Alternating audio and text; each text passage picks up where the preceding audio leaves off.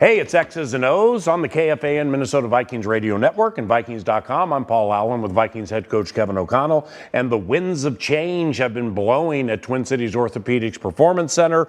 We record this on a Tuesday. You hear it on a Wednesday.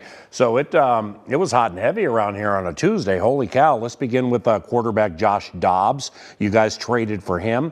10 starts with Tennessee and Arizona, started out with Pittsburgh. 8 TDs this year, looked quite good against the Dallas Cowboys. What do you like about Josh? Yeah, I think anytime at this point in the season you can, really kind of in the face of adversity, losing, a quarterback that maybe was playing as well as anybody in our league in Kirk Cousins, we wanted to try to solidify that room, solidify the depth of the room, knowing that Nick Mullins is still recovering from his stint on the short-term IR. We're excited about Jaron Hall and giving him an opportunity this weekend, but really what Josh Dobbs brings is really experience. A guy that's played against the Niners, played against the Cowboys, played against some really good, the LA Rams, some really good defenses this year, and moved the Ravens and moved that offense. And we saw that team up close and personal in joint practices, and there's a lot to like there, but there's also, some development going on around there. And I just thought when you watch him on tape, steady, playmaking ability with his legs, can see the field. He's very smart. And ultimately, I think he's going to be a good addition to our team as we continue to try to solidify, like I said, the loss of Kirk Cousins, which is something we're not going to be able to do. But it's our job as coaches to give our team the best possible chance to go continue to win football games. Love where we're at as a team right now, momentum-wise. We got to keep that going. Ezra Cleveland, guard Ezra Cleveland, goes to the Jacksonville Jaguars, where he gets to work with Phil Rauscher, their offensive line coach, and they know each other really well. I would imagine that this has multiple tentacles as to why it happened, but it can't happen if Dalton Reisner doesn't give you what you want, correct? Yeah, bittersweet. Ezra was one of the first players that really I got to know well when I came here to be the head coach of the Vikings, and I've always had nothing but love for Ezra. I mean, incredibly consistent guy that, is the same guy every single day, talented player. But PAU, as you know, when, guys are in the last year of their contracts, we do bring on a player like Dalton. We have a Blake Brandell. We're going to eventually be able to possibly have Chris Reed back activated off of injured reserve. So it was like very few teams experience. We did feel like we were, had the riches at the position of the guard. And could we possibly acquire, an immediate resource that Kwesi can then use in either another move or potentially in this year's draft. And it's always important that where the player's going, that they feel really good about it as well. And I know in my dialogue with Ezra, the opportunity to go reunite with Phil Rauscher down there, who I know very well, is a great football coach. For a team with Doug, and that team's got a lot going on in a good way. A great quarterback and a lot of enthusiasm and excitement down there in Duval, and I think Ezra's going to be a big part of what they do as they continue their chase for the playoffs as well. So I would imagine with the 2 starts for Dalton, things have worked out well. Likewise for Ed Ingram, who really has kind of jumped out of his skin of late this season. Second-year players, that's how it's supposed to work, so good for Ed. But about the only thing with Dalton on which to work, I would imagine, would be imitating Daniil's karate kick in the end zone after the Hawkinson touchdown, I think. I mean, the vertical might have been 18, maybe 20 inches, Yeah, I think what fans are probably coming to find out about Dalton is just an enthusiasm to play this game. He loves playing. That's awesome. Infectious personality in the locker room, and really is fit right in there next to CD and Garrett Bradbury. I can tell you this much, we don't feel as comfortable with making a move with a really established core starter like Ezra Cleveland if Dalton Reisner is not here in our building. So really a credit to Dalton, but at the same time, it's something that we want to continue to see consistently, him bringing that same juice and energy and really solidifying that line to go along with Ed there, who's playing improved football each and every time he goes out. And the expectation is we're going to continue to get better and better and better, because I think it's important when you lose a quarterback of Kirk's caliber, as well as he was playing. We're all going to have to do just a little bit more. Offensive line, receivers, running backs, tight ends, defensively, the kicking game, and maybe most importantly, myself, as the head coach and play caller, to continue to try to find ways to put our guys in great situations to move the rock. Trades and just everything going on. By the way, you have the Falcons this weekend. At noon on KFA, and it's a road game too. Speaking of the Falcons, were you a big Mike Vick fan while attending La Costa Canyon High School? Who wasn't a big Mike Vick fan? Did you run like him? I mean, Mike Vick, basically, I grew up loving Randall Cunningham, both as an Eagle and as a Viking. And then it basically turned into, hey, this Mike Vick guy's pretty good. He just throws the ball with his other hand, which I don't understand. But no, I thought he was a special guy that really changed the game. And in this day and age, if that kind of evolution took place at the quarterback position with a talent like Michael Vick, I can only imagine what social media and the like would be. Wow. It'd be crazy with the way he broke ankles and Barry Sanders, too. So not really much going on here on X's and O's with Kevin O'Connell and yours truly, Paul Allen. Got some trades, Falcons this weekend, and Kevin gets to alter the offensive plan again and on the fly with the bye super late in the season. Does that mean extra hours for all, at least initially? Yeah, I think, anytime you're going to be figuring out the best way to play football, that's as a team. First and foremost, philosophically, how do we want to play the game? What do we think it's going to take to win the game? Getting with flow, Wes Phillips, Matt Daniels on a big picture landscape, and really trying to figure out what that looks like. And then when we get into the nuts and bolts of the game plans in all three phases, really offensively for us, how do we want to help Jaron on the road in a tough environment against a really, really good defense, fast, explosive.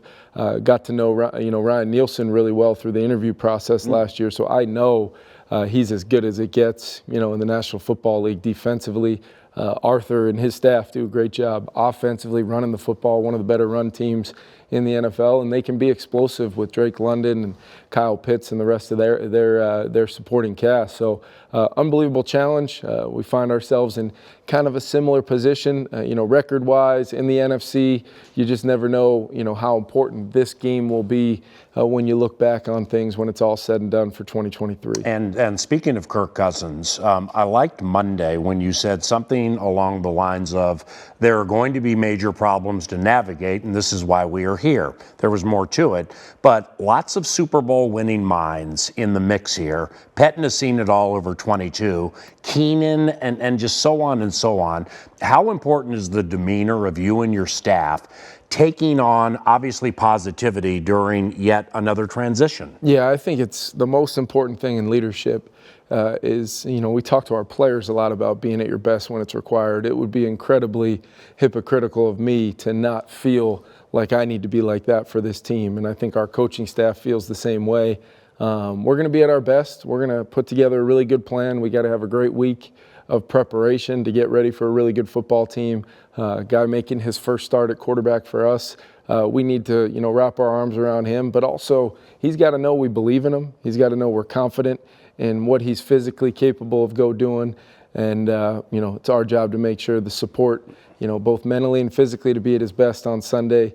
Whatever that looks like, we're going to go try to win a football game, and we have all the confidence in the world in Jaron to go do that. And Kevin, is it important, like with Jaron into this game, to be like, hey, don't go out there and have the mindset of like, I'm going to win this thing for the next 10 years. Yeah. I just win it for the next 10 minutes, then the next 10 minutes, right? Yeah, I would. This is a prime example, because I think one of my biggest regrets from my playing career was feeling like when my opportunities did come, that I had to go win the Super Bowl on that play, that third down, that first drive of the game. And that's not the way we're built here.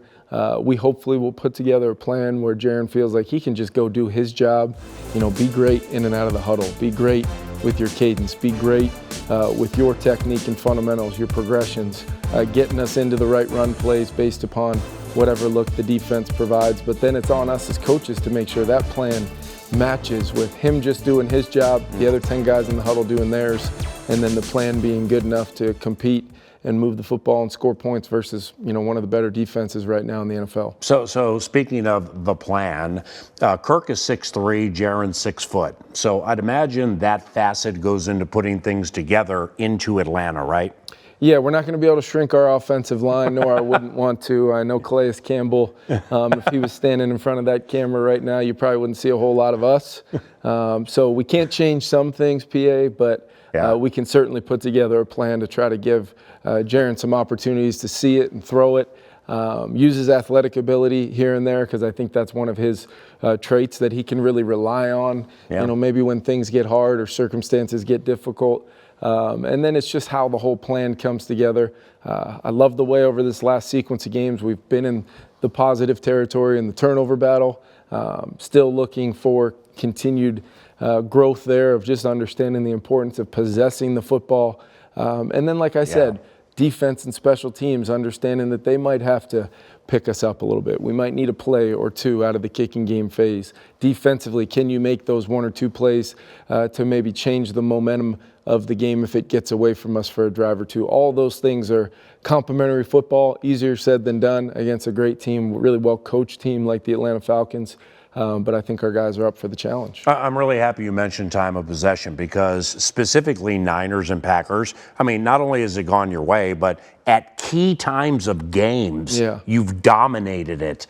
And is it fair to say because of that, it's keeping B-Flow's defense fresh and explosive late? Yeah, I think it's a tough ask to ask those guys to be on the field all day long and be great late in the game. I love the way, we had the 5th D lineman up the other day, and I love the way we were kind of mixing and matching even after Dean Lowry goes out pretty early in that football game with an injury. I think our job offensively, and this is where it's critical, to continue to find the run game we can. And there's, whether it's movement up front, whether it's the feeling like without Justin Jefferson, there can be an extra hat in the box, regardless of whatever the circumstances are. We commit to it and continue to positively churn out yards, setting up everything else we want to do offensively. And then what's been huge for us, PA, the last couple weeks has been 3rd down. Against the Niners and then Green Bay, 2 really good defenses. Being able to convert 3rd downs and stay on the field. I think Kirk Cousins, deserves a ton of the credit for us doing that. So we're going to have to try to find different ways to, collect some of those earned 1st downs, stay on the field, and give Jaren an opportunity to get in a great rhythm as much as we can. And lastly, with Jaren, I mean, we had the strip sack, might have held it too long, not sure on that, but nevertheless, when he stepped up, and I don't know if he was looking at KJ, who got position on Alexander, but he, a scholar of the game here, he knows Hawkinson's going to break it off inside. Patient, waited, hit it, TJ breaks a tackle and wins the game. So, I mean, like when you watch that with Jaren, it's not only inspiring and encouraging to him, but as a play calling head coach, you just have to love that just little snippet of regular season poise. I think, I'm sure there was, backed up there, I'm sure there was a lot of Vikings fans wondering, why are we doing this with this player? But I would just let everyone know I was aware of the information regarding Kirk at the time. And with a 14-point lead and a lot of football with where I think we're headed, I viewed it personally. I may have been the only person outside of a couple doctors and Tyler Williams and Uriah that knew the extent of Kirk's injury, what we thought it was at the time. So I looked at it as a genuine great opportunity to allow him to make a play in that moment like he did.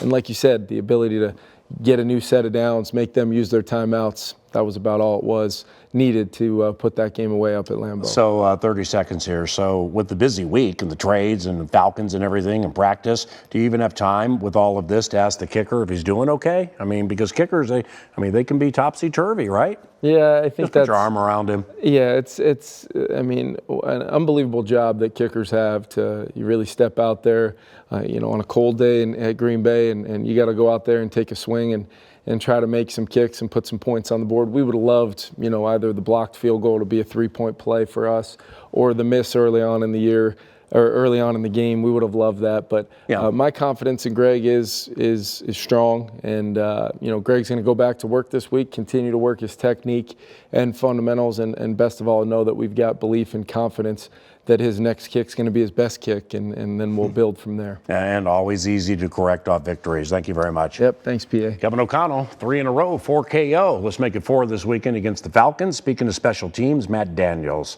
the special teams coordinator, joins us next on X's and O's, courtesy of the Minnesota Lottery on KFAN and the Vikings Radio Network.